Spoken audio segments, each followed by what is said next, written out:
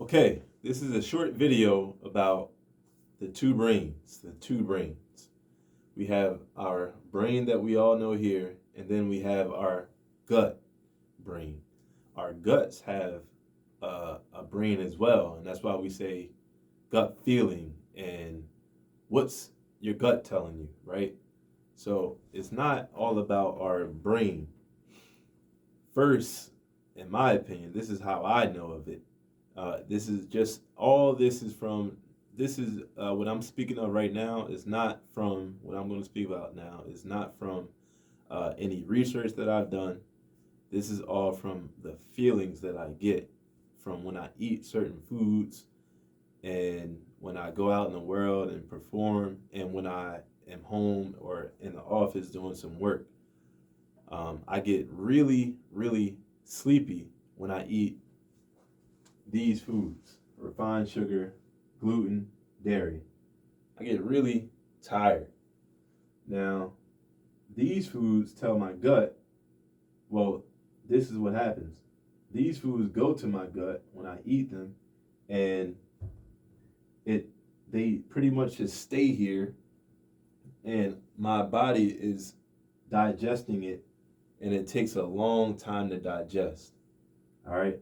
So when I eat these foods, I'm not really, I'm smiling at first.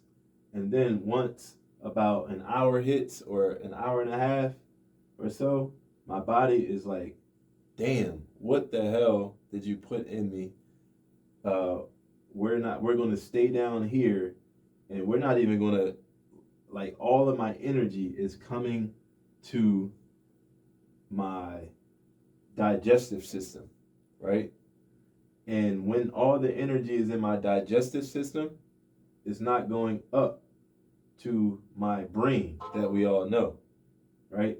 So it's only it's going to take hours to digest here, and all just like when we get a sore, a lot of our energy is going to that sore to make sure it gets healed, right?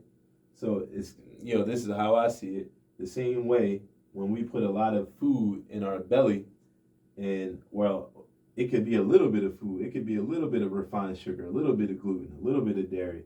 We put that in our gut, then our energy is going to rush to that so it can digest as quickly as possible. But it's still going to take a long time because all of these things take a long time to break down in our body and then release. So what happens is it gets caught up in our gut, and it builds up around the walls, around the walls, around the walls, and our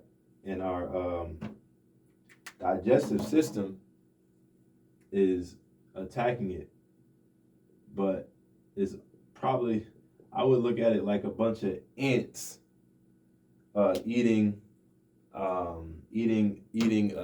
like a piece of cake or something like that. It's going to take a long time before our bodies can break this garbage down, right? So yeah, we're going to release some of it. But by the end of at the end of the day, it's going to really take the energy from our brains up here. And the reason why I have, well, first let me show you. I have eat life and we speak life, right? The reason why I have the chakras over here is when we're eating these foods, we're stuck under the heart chakra. It's hard to show a bunch of love when we're eating these foods. It's not easy because we're going to be tired, right? We're not up in the we don't have the energy. And when I say energy, I'm thinking energy. It's like inner God in a way, right? I feel like that was made on purpose, energy. And it's funny because the energy is the G. So the G is what they say. The G, God, the G is a silent. It could be silent, right?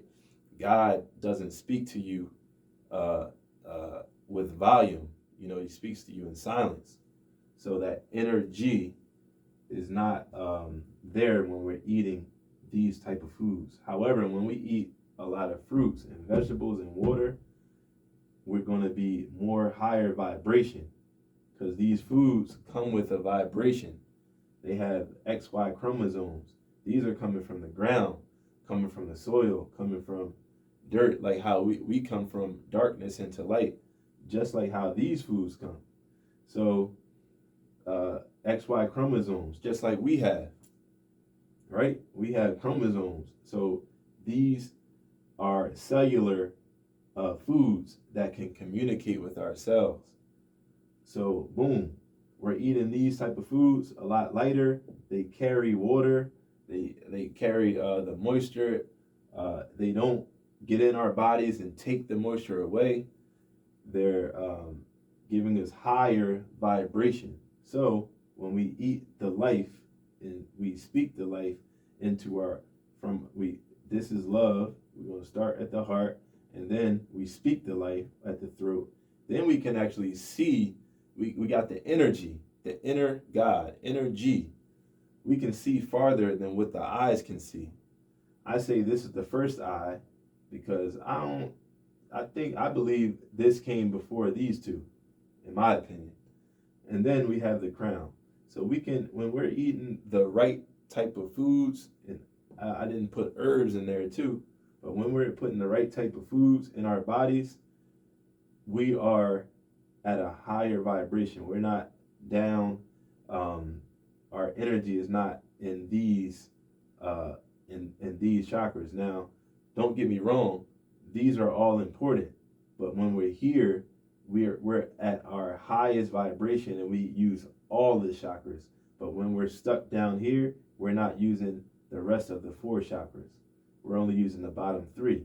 And it's funny because the solar plexus is, I believe, I could be wrong. I think this is red. But anyway, right here, the solar plexus is where we burn. We burn the fat. We burn the food. So if we're here with it, it's going to take a lot to burn, a whole lot to burn. But we're here, it's not going to take so much. And the food is actually going to go to where it's supposed to go a lot quicker. And fruit and refined sugar is totally different. This, like I said, is coming from a seed, just how we were seeds, right? So it's a whole entire different story. The fruit and the vegetables and the herbs are for the healing of the nation. This will keep you. This is what the doctors want you to eat. They want you to eat that so they can continue to get paid. This is what your energy wants you to eat. So you can go out and get paid, right? So that's pretty much all I wanted to say about energy, eating the right foods. There's more to this. I just wanted to come out and say something real short, sweet, to the point. Here, like I said, we start to get messages. We start to see things before they happen. Our intuition is a lot more developed when we are eating these foods. All right, so let's keep that in mind when we're out here. Now, I'm also a part of a garden, right? So, being that I'm a part of a garden, I'm seeing how the nature works. It's so freaking cool. Right now, I don't have to go to a store. Well, I still go to stores and get fruits and vegetables, don't get me wrong, because I'm new to the garden too, and the succession and all these new terms that I'm learning in the garden. However, once the garden is developed and it has its food, all the harvest is ready.